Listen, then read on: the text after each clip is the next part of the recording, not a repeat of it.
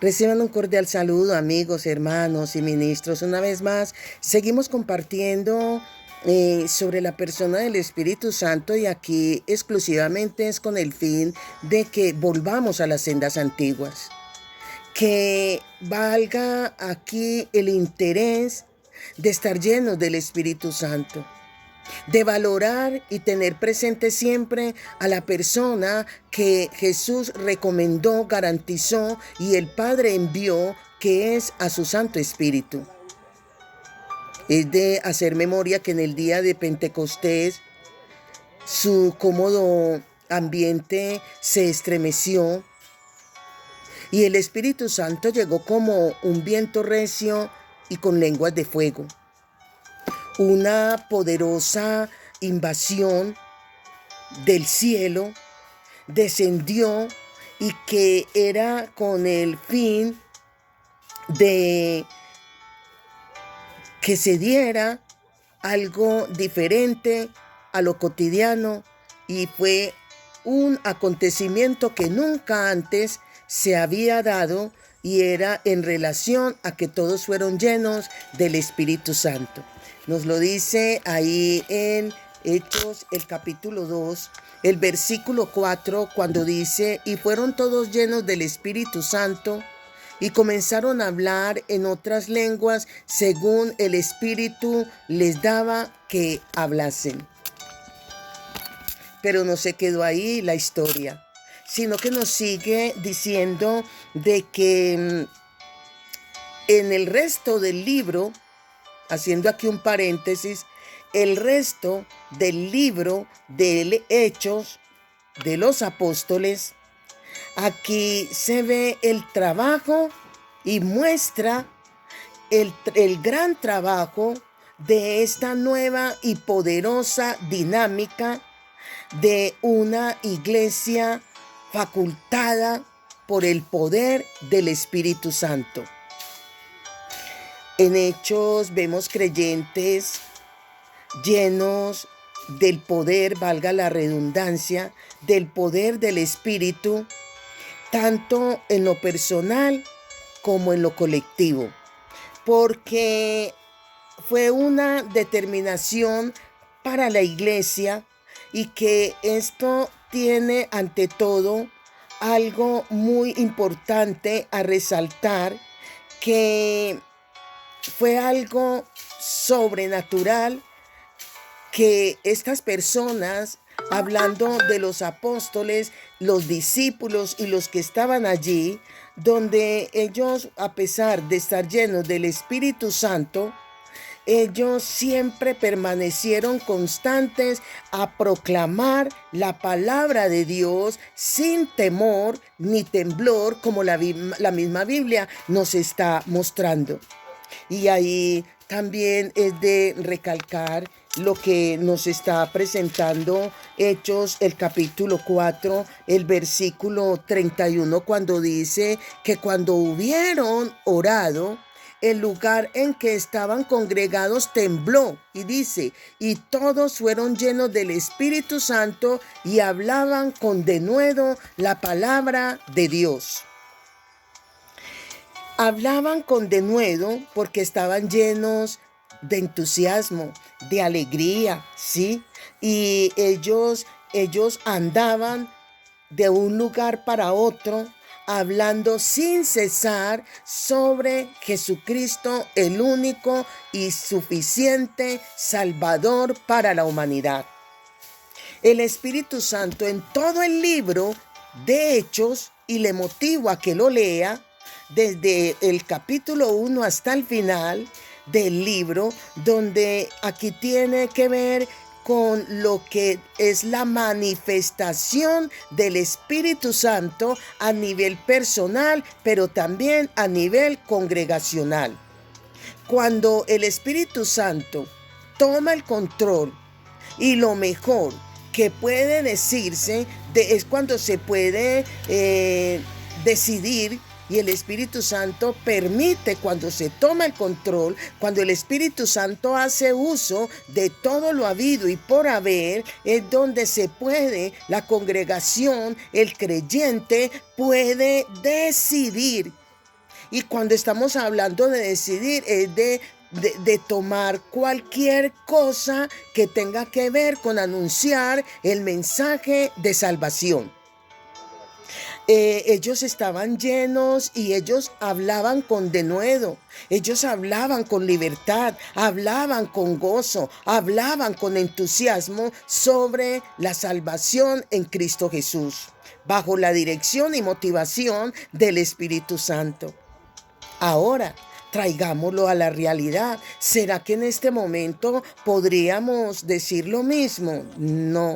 Lamentablemente, hoy en día ya la iglesia ya no se oye hablar en lenguas, ya no hay cánticos espirituales, ya no hay el mover del Espíritu Santo con milagros, con prodigios y con grandes acontecimientos de testimonio de las congregaciones, porque no han dejado que el Espíritu Santo vuelva a tomar el control, como sucedió con los discípulos y la iglesia primitiva. Muy triste tener que decir que hoy en día ya no está el avivamiento del Espíritu Santo en las congregaciones, ni a nivel ni siquiera personal, porque las iglesias están llenas de programas. Las congregaciones están llenas de humanismo, de programas, de actividades donde se ha arrinconado, se ha desplazado el Espíritu Santo que se manifieste como antes lo hacía. Ya no lo hay. Qué lamentable, amigos, hermanos y ministros. La iglesia está dormida en el campo espiritual. Solamente se está mirando la apariencia, la murmuración, la competencia, la lucha de poder, pero no está el Espíritu Santo fluyendo en las congregaciones como antes se hacía, y lo vemos que se da desde la iglesia primitiva, comandados, dirigidos, iniciados por los discípulos. Ya no. La iglesia ya no sale a predicar. Ya no se predica las buenas nuevas de salvación. Sencillamente se entrega un volante y ya. Y con eso la iglesia piensa que está anunciando el mensaje de salvación a los perdidos. Pero no es así. Ya no hay avivamiento en la iglesia. Ya no hay el bautismo del Espíritu Santo en los creyentes de ahora. ¿Por qué? Porque el Espíritu Santo ha sido desplazado. En cuanto a hablar de los dones, y la pregunta es, entonces, si no permitimos que el Espíritu Santo se mueva en nuestras congregaciones, ni se mueva a nivel personal, la pregunta es, entonces, ¿cómo nos equipamos del Espíritu Santo para la obra? Porque es que mediante la provisión de los dones espirituales, ¿sí? Esos dones espirituales y esas habilidades sobrenaturales, ¿sí? O sobrenaturales, las sensibilidades, inclusive, y las inclinaciones que faculten a los creyentes a edificar el cuerpo de Cristo, es cuando se vencen los obstáculos y se continúa hacia el éxito, permitiendo que el Espíritu Santo sea quien tome el control de ella. Algunos creyentes parecen hablar sobre, y ya hemos tomado en propiedad, diciendo mi don. Ya no se dice el don del Espíritu Santo, sino que ya se cambió el lenguaje y se ha tomado en propiedad algo que no es del creyente. El don del Espíritu Santo, no mi don. ¿Por qué? Como si fuera algo tan propio, como si fuera algún tipo de insignia. Así lo estamos viendo, un tipo de insignia al mérito por su espiritualidad. Y no puede ser de esa manera. Pero en la Escritura descubrimos que no existe necesariamente no existe algo en propiedad como don. No existe. Necesariamente aquí la corrección es que es el Espíritu Santo, que el don del Espíritu Santo obra en aquellos que están interesados a que sea el mismo Espíritu de Dios quien tome el control para manifestarse con milagros, para manifestarse con prodigios, para manifestarse con señales, pero es de Él, no es del creyente, no es tuyo, no es propiedad de ninguno de nosotros. Es el Espíritu Santo obrando en la vida de aquel que le permite manifestar su milagro para cualquier necesidad de la iglesia, de la congregación. Aquí es importante aclarar esto.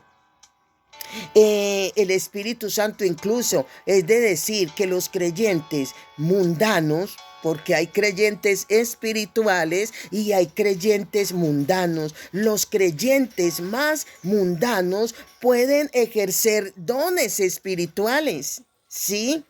¿Por qué? Porque la iglesia espiritualmente dotada, según en Corintios, vemos que los corintios, a pesar de su inmadurez espiritual, todavía ellos eran carnales. Nos dice ahí en 1 Corintios 3:3. Pero aquella iglesia era carnal y era caótica. Sí, a pesar de ello, ellos tenían la posibilidad de los dones espirituales a ejercer porque le cedían al Espíritu Santo esa actividad. Los dones del Espíritu Santo, si fluía en los cristianos de Corintio, sí, que era una iglesia bastante conflictiva, aún así le daban el lugar al Espíritu Santo, porque es que el creyente no va a ser salvo por estar haciendo uso del Espíritu Santo, de los dones, perdón. La iglesia se identifica como iglesia, como creyente, como hijo de Dios, verdaderamente en santidad, cuando manifiesta el fruto del Espíritu Santo, que el fruto del Espíritu Santo